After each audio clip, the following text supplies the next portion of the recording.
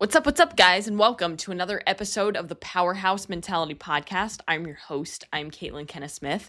Today, we're going to be having a nice little episode all about reverse dieting. So call this Reverse Dieting 101, how we can transition from being in a cut, from being in a calorie deficit, from being on a diet, however you want to phrase it, to getting out of that low calorie range without gaining all of that weight back. Now, if you've done it correctly and you didn't go deep into too restrictive of a caloric deficit, this is going to be much easier for you, especially if you're strength training, especially if you're hitting your protein goal and eating adequate amounts of it.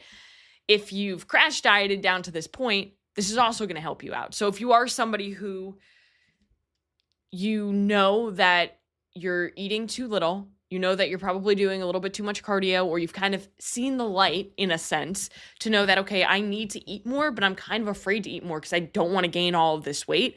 This episode is for you. So if you finish the diet, you've crushed your fat loss goals, and now you've suddenly found yourself gaining weight back fast, feeling sluggish, binging at night, or you're just scared to eat more, you're not alone. A lot of people have been through this. I've worked with so many clients who've come to me in this situation where they think that they can't eat anymore and they have to diet for the rest of their lives.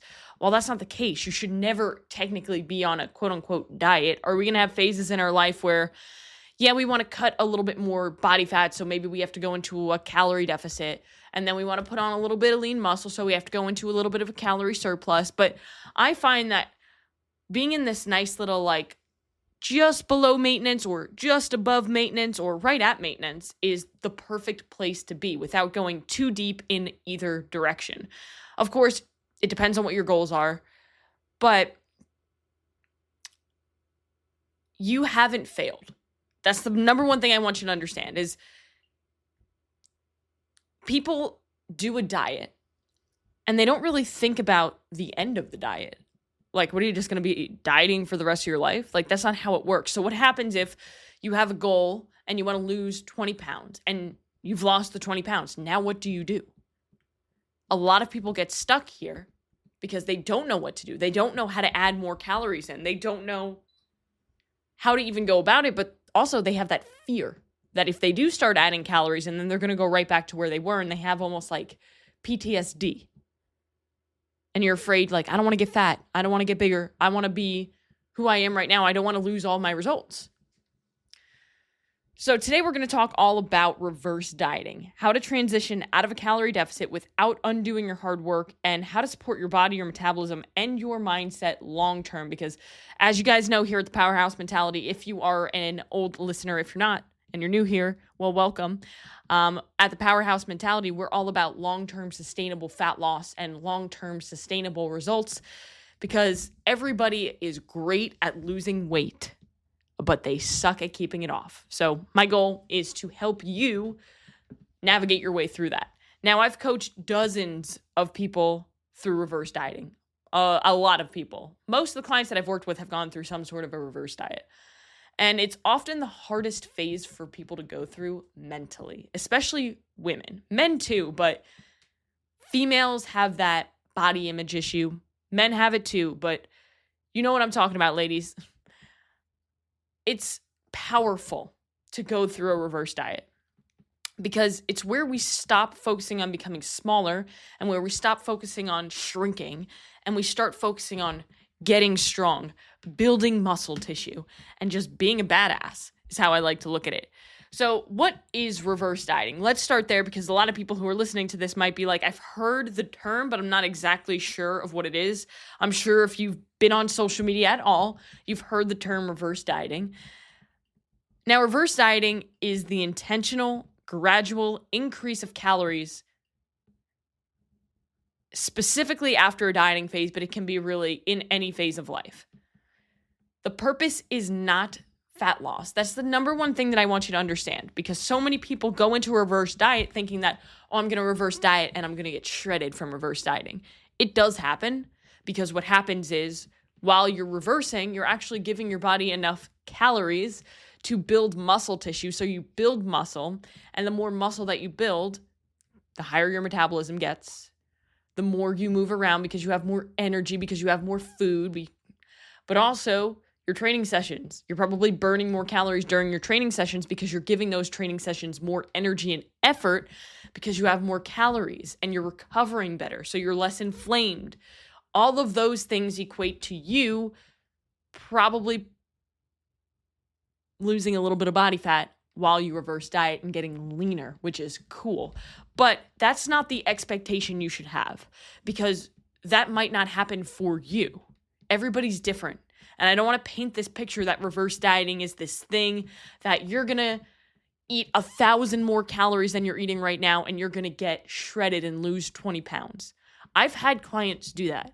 One of my good friends, Dara Flores, she's been on the podcast multiple times. She's part of the Powerhouse Roundtable, which we need to have another episode of that. I'm going to make sure of it for you guys.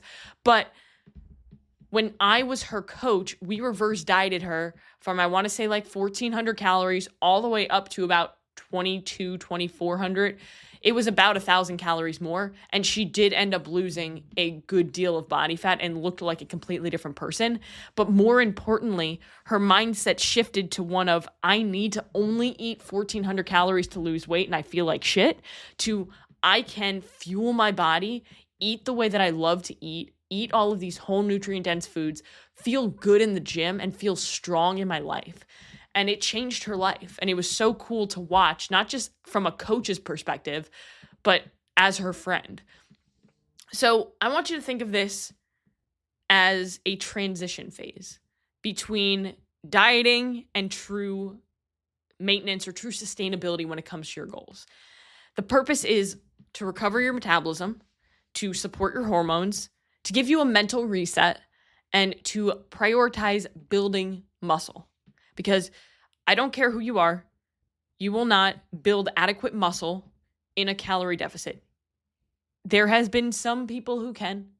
However, the reality is, if you're burning more than you're intaking, how are you going to build muscle? You can't build it off of nothing. Remember that. So I want you to think about it like this. Here's a nice little metaphor for you guys. I know a lot of people like these analogies. So you wouldn't slam on the gas after a long break on the freeway. You would ease back into the speed. So that's reverse dieting.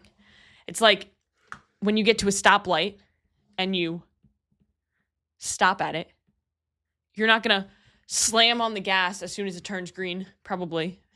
You'd probably ease into it a little bit so you can like kind of get it going. Now, do you need a reverse diet? Let's answer that question because I think that so many people, again, you're listening right now and you're like, okay, I know what it is now, but do I need it? So during a cut or during a phase where you're in a caloric deficit, your metabolism begins to adapt to lower intake. That is a survival mechanism. Our body is an incredible thing. So it's a natural thing. It's a normal thing that happens. Your metabolism is not broken. You don't have metabolic damage. That was a term that was thrown around so often to scare people. Your metabolism isn't damaged. It's doing what it's supposed to do. When you are given, we'll say 1,600 calories, your body starts to adapt to that number so that it doesn't go into starvation mode, so that it doesn't start to see negative side effects. So it starts to downregulate its metabolism to equate what you're intaking. So again, a normal thing, and we can backtrack it. Other things that happen, hormones like leptin, thyroid hormone, cortisol, all of those things start to shift, right? So your leptin is your satiety hormone. And generally that gets downregulated a little bit when we're dieting. Your hunger and your satiety cues are going to be a little bit unreliable. So if you've ever been in a phase where you've dieted for a long period of time, you might start realizing like, I'm just not hungry anymore. That to me is a red flag that, hey, we need to reverse diet. We need to feed you more because we need to get those hunger cues going and get that metabolism rolling again.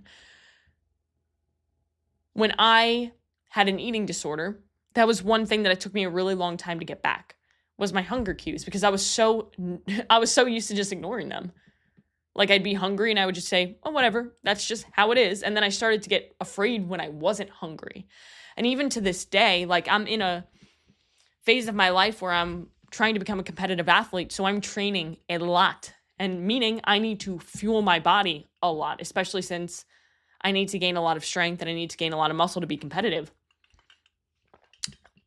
And I'm in the phase where I'm hungry like all the time, but it scares me if I'm not hungry because I feel like I need to be hungry in order to eat. But the reality is sometimes in life, you don't need to be hungry in order to eat. You just got to fucking eat.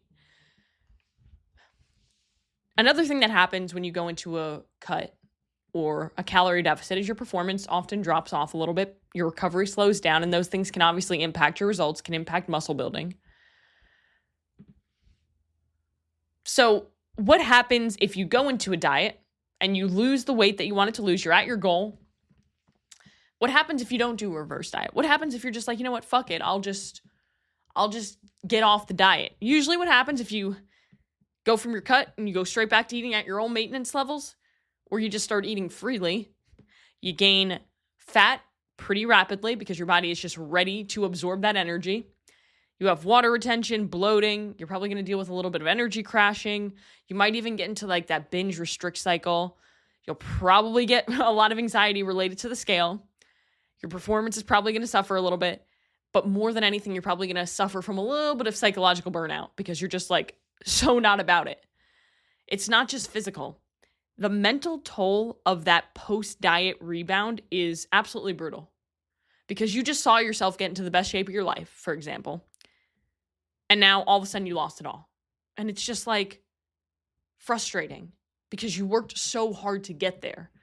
A lot of people who compete in bodybuilding fall into this because they cut down to such dramatic levels, and then a lot of them just go right back to where they were, or they start a binge cycle, and then they gain a ton of weight back.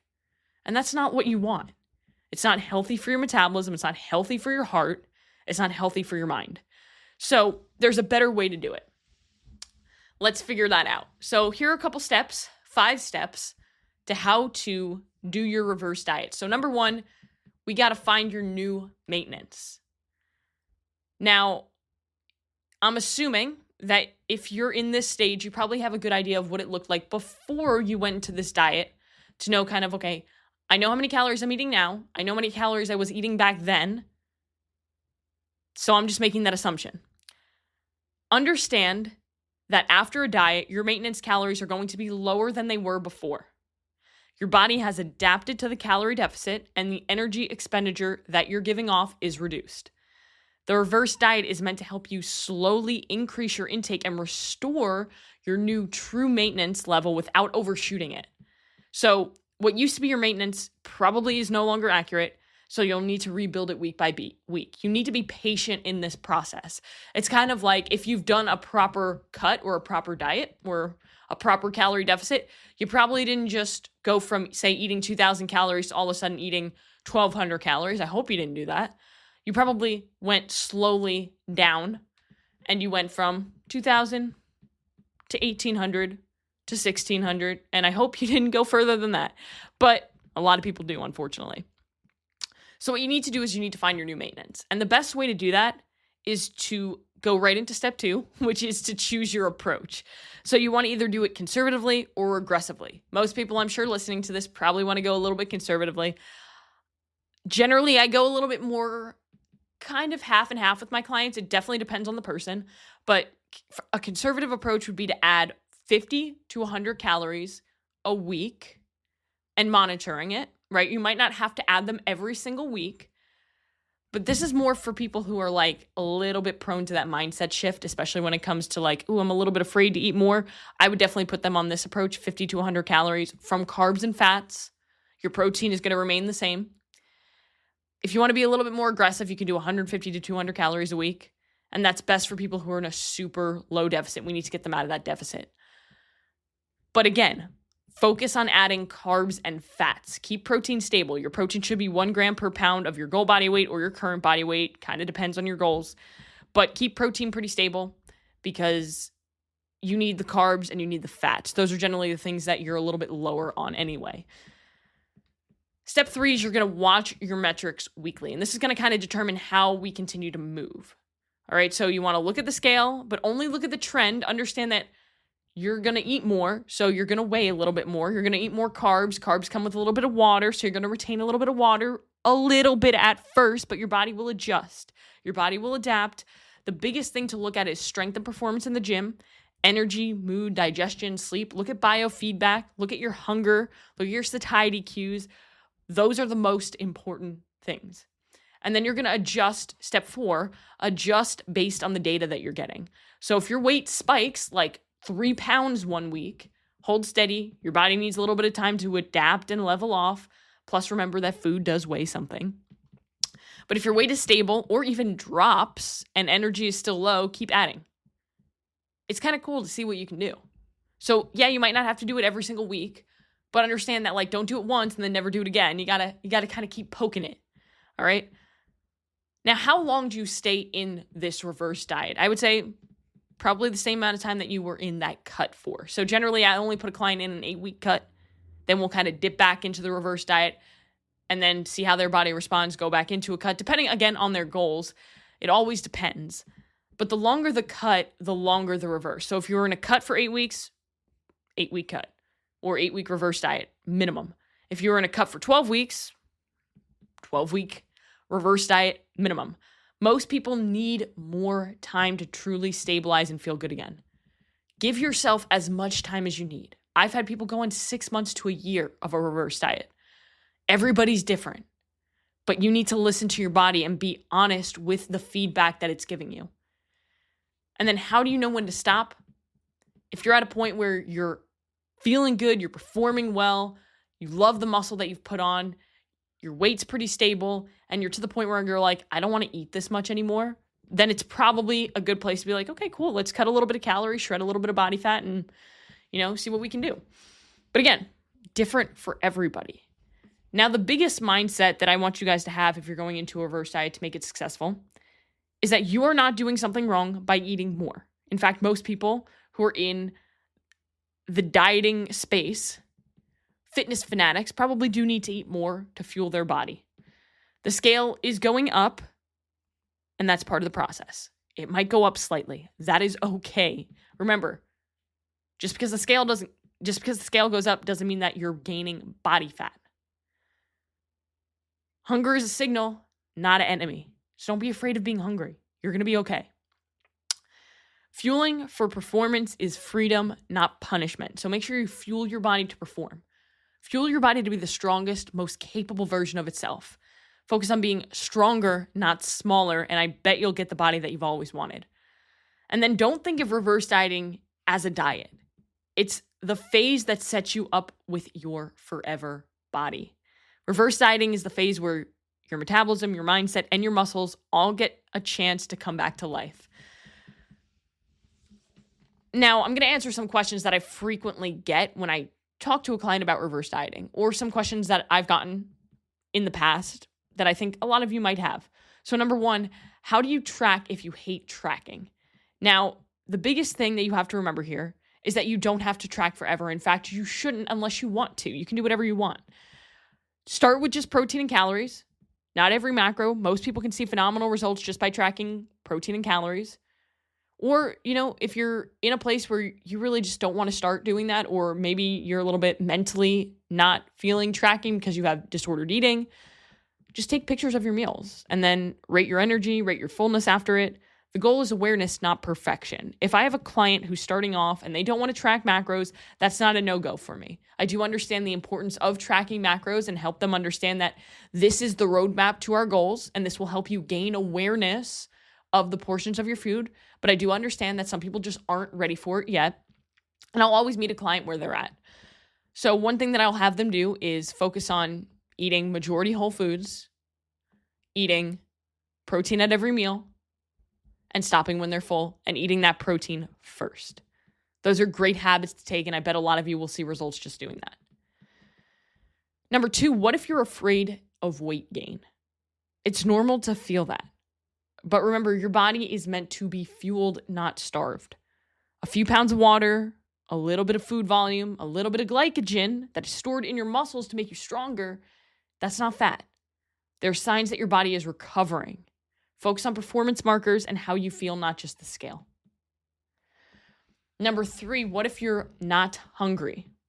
Like I said, that's a red flag for me. So that's a sign that your metabolism has adapted. So I want you to stick with light, frequent meals, and focus on easy to digest foods. Focus on foods that you enjoy, not shit food. Understand that. But foods that you can look forward to, like smoothies or, whatever you love. That's healthy, whole foods, right? Start with adding carbs around your workout. Your body will respond to that and really love that. And your hunger will come back as your system reactivates. The amount of times where I have a client who they start a reverse diet and they're like, I can't eat this much food. I'm stuffed. And I say, give it time. 2 weeks later, they're texting me, I'm starving every time. So just trust the process and be in it. Okay? Because the longer that you keep putting it off, the longer it's going to take for you to have your body adapt. And the final question is, what if you're still training hard but you can't recover? Well, that's exactly why you need to be in a reverse diet. Under recovery is a red flag. You're likely still underfed and your nervous system is still taxed. It's still on fire. We got to put out that fire, and food is the best way to do it. Recovery is going to improve when carbs increase, when cortisol drops, and when sleep quality goes up. So reverse diet is the fix for this, not the problem. Understand that sometimes the scale going up is you getting stronger, not fatter. So please stop thinking that those two things correlate. That distinction and perspective is absolutely everything. So if you're in a reverse dieting phase or you're about to start one, remember you're not alone and you're not doing it wrong. Your body wants to heal. It wants to perform. It just needs time, fuel, and consistency. So give it that. I hope that this episode was helpful for you guys. If it was, please share this episode with somebody who needs it. Tag at Caitlin Kenna Fitness and at the Powerhouse Mentality on Instagram. Screenshot this. Show people that you're listening. Show me that you're listening. And if you need help, go to Instagram at Caitlin Kenna Fitness and DM me reverse, and I'll help you build a roadmap to your goals and see if I can help. But other than that, guys, go out and do one thing that's going to take you one step closer to where you want to be.